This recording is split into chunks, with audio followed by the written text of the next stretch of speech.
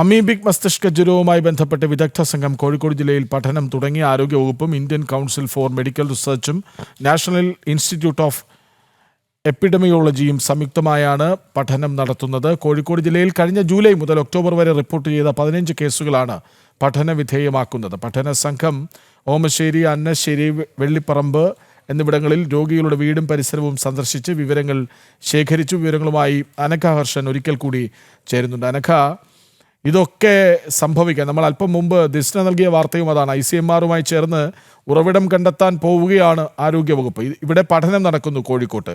15 കേസുകൾ റിപ്പോർട്ട് ചെയ്യുമ്പോഴാണ് പഠനവിധേയമാക്കുന്നതും പഠന സംഘം വിവിധയിടങ്ങൾ സന്ദർശിച്ച് വിവരങ്ങളൊക്കെ ശേഖരിക്കുന്നതും. എന്ത് കഷ്ടമാണ്!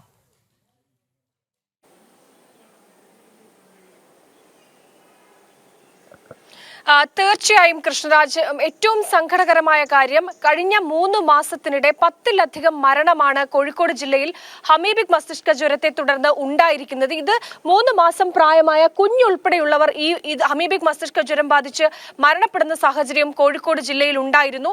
അപ്പോഴൊക്കെ ഏറ്റവും വലിയ പ്രതിസന്ധി എന്ന് പറയുന്നത് ഈ രോഗത്തിന്റെ ഉറവിടം കണ്ടെത്താൻ ആരോഗ്യ വകുപ്പിന് കഴിഞ്ഞിരുന്നില്ല എന്നതാണ്. ഇതുമായി ബന്ധപ്പെട്ട് ആരോഗ്യമന്ത്രിയോടക്കം കാര്യങ്ങൾ അന്വേഷിക്കുന്ന സമയത്ത് കൃത്യമായ ഒരു മറുപടി പോലും പറയാൻ ആരോഗ്യ വകുപ്പ് തയ്യാറായിരുന്നില്ല എന്നതാണ്. ഇപ്പോൾ ഏറ്റവും ഒടുവിലാണ് ഈ സ്ഥലത്ത് ഈ രോഗവ്യാപനം ഏറ്റവും അധികം റിപ്പോർട്ട് ചെയ്യപ്പെട്ടത് വടക്കൻ ജില്ലയായ കോഴിക്കോട്, മലപ്പുറം തുടങ്ങിയ ജില്ലകളിലാണ്. ഇവിടെയാണ് ഇപ്പോൾ ഈ വിദഗ്ധ സംഘം പഠനം നടത്തുന്നത്.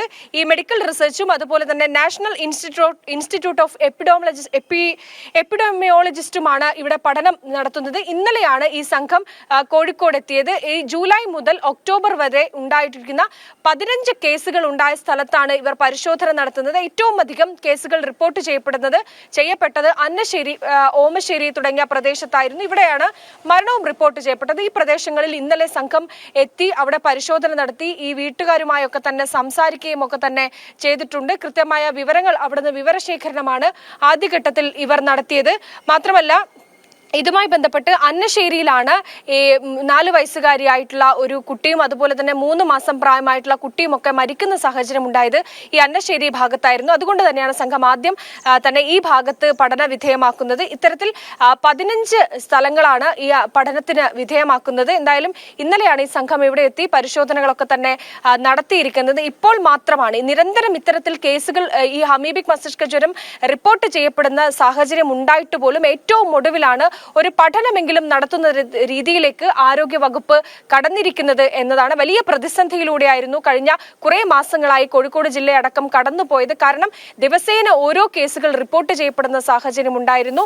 20-ലധികം പേർക്ക് ഈ കഴിഞ്ഞ 3 മാസത്തിനിടയിൽ അമീബിക് മസ്തിഷ്ക ജ്വരം കോഴിക്കോട് ജില്ലയിൽ മാത്രം റിപ്പോർട്ട് ചെയ്യപ്പെട്ടിട്ടുണ്ടായിരുന്നു. 10-ലധികം മരണവും റിപ്പോർട്ട് ചെയ്യപ്പെടുന്ന ഗുരുതര സാഹചര്യം ജില്ലയിൽ ഉണ്ടായിരുന്നു. അതിലൊക്കെ തന്നെ എന്തായാലും ആശ്വാസകരമായ ഒരു വാർത്ത തന്നെയാണ്. ഇത്തരത്തിൽ ഇതുമായി ബന്ധപ്പെട്ട ഒരു പഠനം നടത്താൻ വിദഗ്ധ സംഘം എത്തി എന്നുള്ളത്. 15 കേസുകൾ റിപ്പോർട്ട് ചെയ്യുമ്പോൾ പഠനം നടത്തി തുടങ്ങുന്നു ആരോഗ്യവകുപ്പ്. കോഴിക്കോട്ട് വിവരം നൽകുകയായിരുന്നു അനഘ ഹർഷൻ.